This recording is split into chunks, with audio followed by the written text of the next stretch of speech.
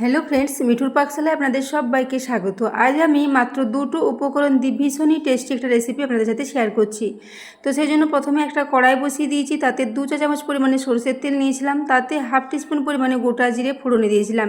জিরেটাকে একটু ভাজা ভাজা করে নিয়েছি। এরপর এখানে দিয়ে দিয়েছি হাফ টিস্পুন পরিমাণে গ্রেট করে নেওয়া আদা, ওই সাথে দুটো কাঁচা লঙ্কা ছোটো করে কেটে নিয়েছিলাম, সেই কাঁচা লঙ্কাটাও দিয়েছি।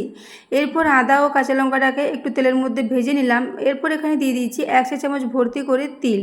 এখানে সাদা তিল 1 চামচ দিয়েছি, তাহলে এটা খেতে ভীষণই টেস্টি লাগবে। তো তিলটাকেও একটু তেলের মধ্যে দিয়ে ভেজে নিলাম। তো দেখুন তিলটাকে একটু ভেজে নিলাম। এরপর আমি একটা বড় সাইজের আলুকে আগে থেকে গ্রেট করে আলুটাকে ধুয়ে জলটা ভালো করে বার করে রেখেছিলাম, তারপর আলুটাকে এখানে দিয়ে দিলাম। তো ওই আলুটাকে একটু এই তেলের মধ্যে ভেজে নেব। এখানে একটা বড় সাইজের আলু নিয়েছি। তো আলুটাকে দেখুন খুবই পাতলা পাতলা করে গ্রেট করেছি, এরকম পাতলা পাতলা করে গ্রেট করে নিতে হবে, তাহলে আলুটা খুবই চটজলদি সেদ্ধ হয়ে যাবে। তো আলুটাকে দেখুন এখানে প্রায় 2 মিনিট পর্যন্ত একটু এই তেলে ভেজে নিচ্ছি। এইভাবে আলুটা ভেজে নেব, তারপর এখানে কিছুটা জল মিশিয়ে নেব। তো বন্ধুরা, আজকের এই রেসিপিটা যদি ভালো লেগে থাকে তাহলে অবশ্যই একটু বন্ধুদের সাথে শেয়ার করে দেবেন, এবং রেসিপি ভালো লাগলে একটা লাইক করতে ভুলবেন না। তো দেখুন এরপর এখানে দিয়ে দিলাম হাফ টিস্পুন পরিমাণে লবণ। লবণটাকে দিয়ে আবারও কিছুক্ষণ ভালো করে মিশিয়ে নিচ্ছি। তো লবণটা দেওয়ার পরও খুব ভালো করে মিশিয়ে নিয়েছি। এরপর মেজারিং কাপ মেপে 1 কাপ পরিমাণে এখানে জল দিয়ে দিলাম। জলটা দেওয়ার পরও খুব ভালো করে এটার সাথে মিশিয়ে নিচ্ছি।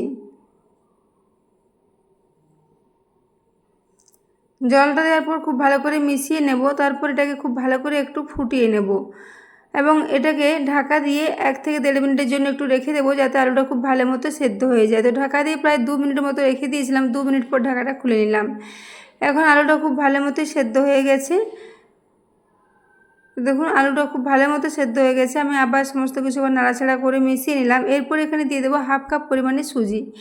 তো সেই জন্য আমি এখানে 1 কাপ জল নিয়েছিলাম, তো হাফ কাপ পরিমাণে সুজি দিয়ে দিলাম। সুজিটা দেওয়ার পর খুব ভালো করে এই আলুর সাথে মিশিয়ে নেব। তো সুজিটা দেওয়ার পর এখানে প্রায় 3 থেকে 4 মিনিট পর্যন্ত খুব ভালো করে এটাকে একদম লো ফ্লেমে নাড়াচাড়া করে নিলে এটা খুব ভালো মতোই রেডি হয়ে যাবে।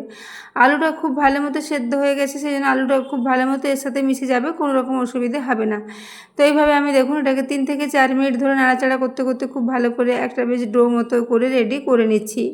তো বন্ধুরা, আজকের এই রেসিপিটা এটাকে আপনারা বিকেলে চায়ের সাথে হালকা ফুলকা স্ন্যাক্স হিসেবে বানিয়ে নিতে পারেন। খেতে ভীষণই টেস্টি লাগবে। বাড়িতে গেস্ট আসলেও আপনারা এরকম ধরনের রেসিপি বানিয়ে চায়ের সাথে সার্ভ করতে পারেন।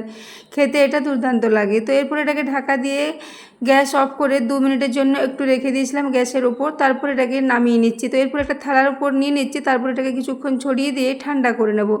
তো এটাকে এখন একটু 2 মিনিটের জন্য ছড়িয়ে ঠান্ডা করে নিয়েছি। এরপর উপর থেকে আমি 2 চামচ পরিমাণে একটু আটা ছড়িয়ে দিলাম। আটাটা দিলে এটা খাস্তা হবে এবং এর বাইন্ডিংটা খুব ভালো আসবে।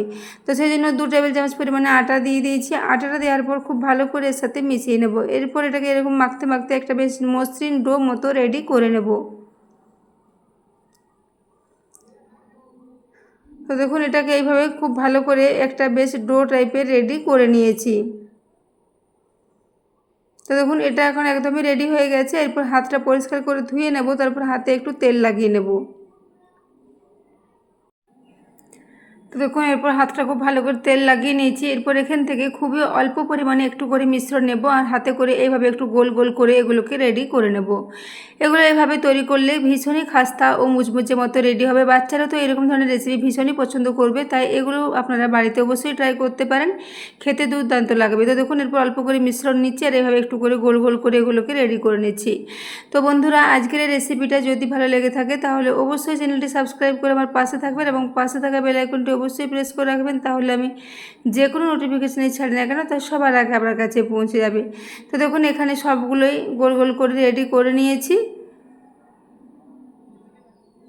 এইভাবে ছোট ছোট করে সবগুলো একই সাইজের করে রেডি করে নিয়েছি। এদিকে গ্যাসে আমি 1 কাপ পরিমাণে তেল আগে থেকে গরম হওয়ার জন্য রেখে দিয়েছিলাম। তেলটা এখন গরম হয়ে এসেছে। এরপর ওই বলগুলো নিয়ে এই তেলের মধ্যে দিয়ে দিচ্ছি। তো সবগুলো একেবারে দেওয়া যাবে না, 2 ব্যাচে করে এগুলোকে ভেজে নেব। তো সেই জন্য কিছু দিয়ে দিয়েছি। তারপর গ্যাসের ফ্লেমটা হাইতে করে দিয়ে এগুলোকে নাড়াচাড়া করে একটু লালচে করে ভেজে নেব। যেহেতু সুজির সাথে সব কিছু রান্না হয়ে আছে, তাই এটা ভাজতে খুব বেশি সময় লাগবে না। তাই গ্যাসের ফ্লেমটা হাই ফ্লেমে রেখে একটু 3 থেকে 4 মিনিট পর্যন্ত নাড়াচাড়া করে এগুলোকে লালচে করে ভেজে নিতে হবে। তো দেখুন এখন কালারটা খুবই ভালো এসেছে। এইভাবে ক্রমাগত নাড়াচাড়া করতে করতে এগুলোকে একটু লালচে করে ভেজে নিয়েছি।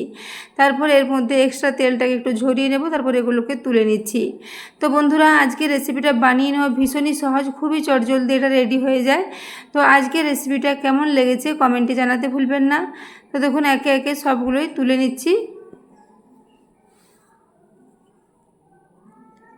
তো দেখুন এরপর আমি এগুলোকে এভাবে তুলে নিচ্ছি, তারপর একটা প্লেটে নিয়ে এগুলোকে সার্ভ করে দেবো। তো এগুলোকে আপনারা যে কোনো ধরনের চাটনির সাথেও সার্ভ করতে পারেন, কিংবা এগুলো বিকেলে চায়ের সাথেও সার্ভ করতে পারেন, খেতে ভীষণই ভালো লাগবে। তো এরপর একটা প্লেটের মধ্যে এগুলোকে নিয়ে নিচ্ছি। এইভাবে একে একে সবগুলোকে প্লেটের মধ্যে নিয়ে নেব, তারপর এগুলোকে সাজিয়ে সার্ভ করে দেব। তো বন্ধুরা, আজকের এই রেসিপিটা অবশ্যই বাড়িতে একবার ট্রাই করবেন, এবং ট্রাই করলে রেসিপি কেমন লেগেছে কমেন্টে জানাতে ভুলবেন না।